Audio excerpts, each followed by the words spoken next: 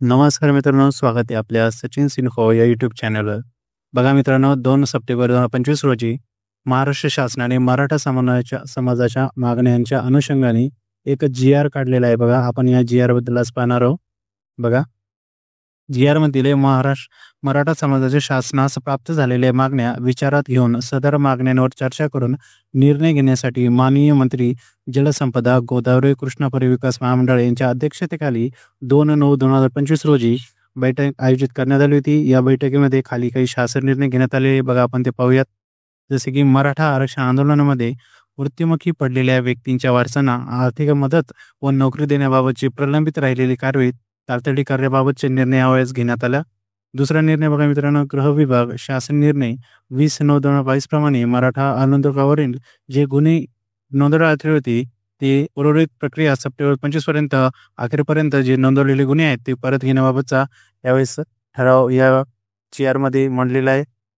पुढचा बघा, आतापर्यंत शोधलेल्या 58 लाख नोंदी भूमी अभिलेख सर्व ग्रामपंचायतीच्या नोटीस बोर्ड वर प्रसिद्ध करण्यात याव्या याबाबत यात बोललं गेलेले आहे. सदरची कारवाई सर्व जिल्हाधिकाऱ्यांनी त्यांच्या जिल्ह्यात पूर्ण करावी असे आदेश या जी-आरमध्ये दिलेले आहेत. बघा, जात प्रमाणपत्र देण्याबाबतचं पण याबद्दल म्हटलेलं आहे. बघा, जात प्रमाणपत्र देण्याची व त्याच्या पडताळणीची विनिमय अधिनियम 2000 व त्या अंतर्गत असलेल्या नियमानुसार जात प्रमाणपत्र पडताळणीची कारवाई अर्ज दाखल झाल्यापासून 90 दिवसात पूर्ण कर, म्हणजे जात प्रमाणपत्राची ॲप्लिकेशन आल्यानंतर ती 90 दिवसात देण्याबाबत या जी-आरमध्ये उल्लेख केलेला आहे. पुढे बघा, माननीय न्यायमूर्ती श्री संदीप शिंदे समिती दिनांक 30/12/25 पर्यंत मुदतवाढ देण्यात आली असून सदर समितीचे अभिलेख आणि नोंदणी शोधण्याची कार्यवाही सुरू ठेवण्याबाबत या जी-आरमध्ये बोलण्यात आलेलं आहे.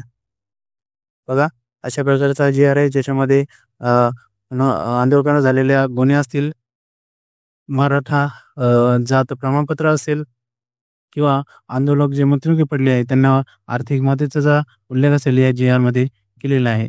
तर अशाच प्रकारच्या जी-आर रिलेटेड माहितीसाठी आमच्या चॅनलला सबस्क्राईब करा. धन्यवाद.